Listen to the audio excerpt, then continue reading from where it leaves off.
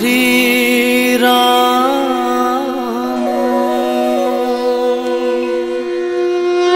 হৰি ৰাম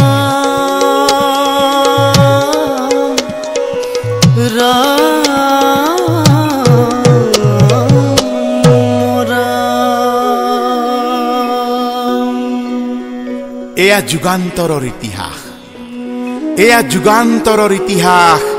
দিবাকৰৰ স্বনিৰ্দিষ্ট অৱধাৰিত গতিৰ কোনো ক্ষণত কুসুম্বৰে ভাবিছিল নে সেই লৱণ কোমল জীৱনৰ ভৰত খহি পৰিব মৃন্ময়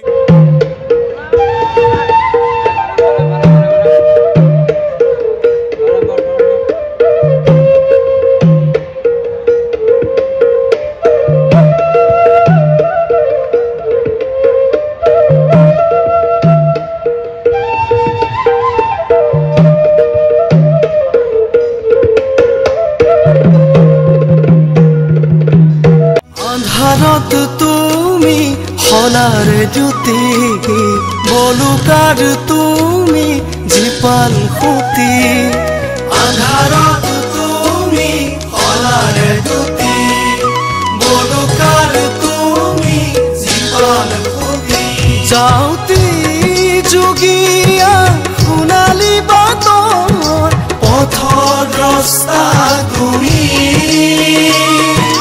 জ্ঞান কুসুমৰ বাহিৰে সজোৱা যুগদ্ৰষ্টা তুমি দৃষ্টিৰে নমনা সৃষ্টিৰ পাছাৰে সমাজ সলোৱা কত উদাসী আংগিকেৰে নৱ উন্মেষত সাধনা প্ৰসূত সমাজৰ সৃষ্টিকৰ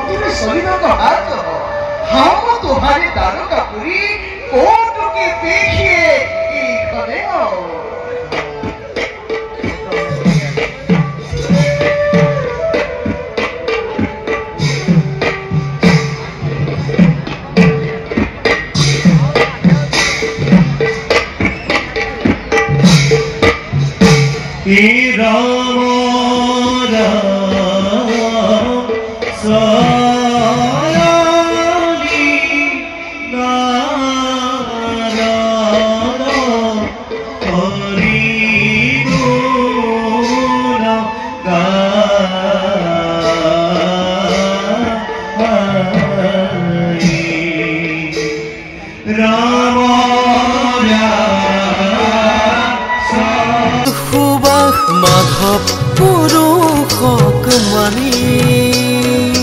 মাধৱ পুৰুষক মানি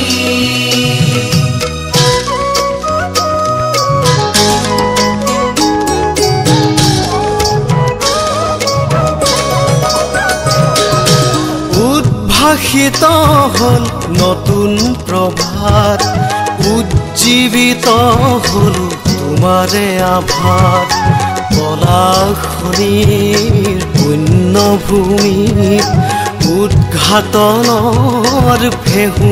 জালিত তোমাৰ অস্তিত্বৰ আয়ুস ধিয়াই তোমাৰ এই সৃষ্টিৰ পৰিধি নোৱাই জাগ্ৰত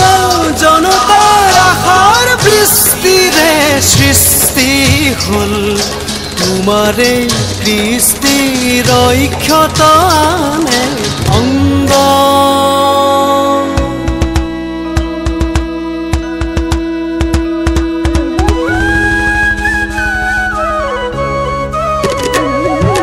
শ্ৰীমন্ত শংকৰদেৱ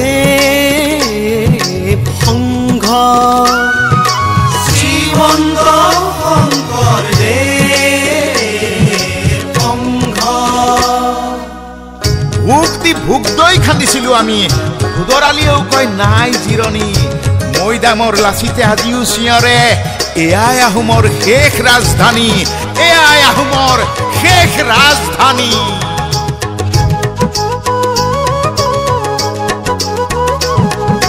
দিহিং বৈ থাকোঁতে বৰালিৰ সাহতে সেউজী সুষমাৰ এইখনি ঠাই তাৰে নৈ বুকুতে বাদুলি ফুকনে হাবি ভাঙি চেউনি আলি জিলিকাই ভোগ দি বোৱালে চেনেহৰ ভোগ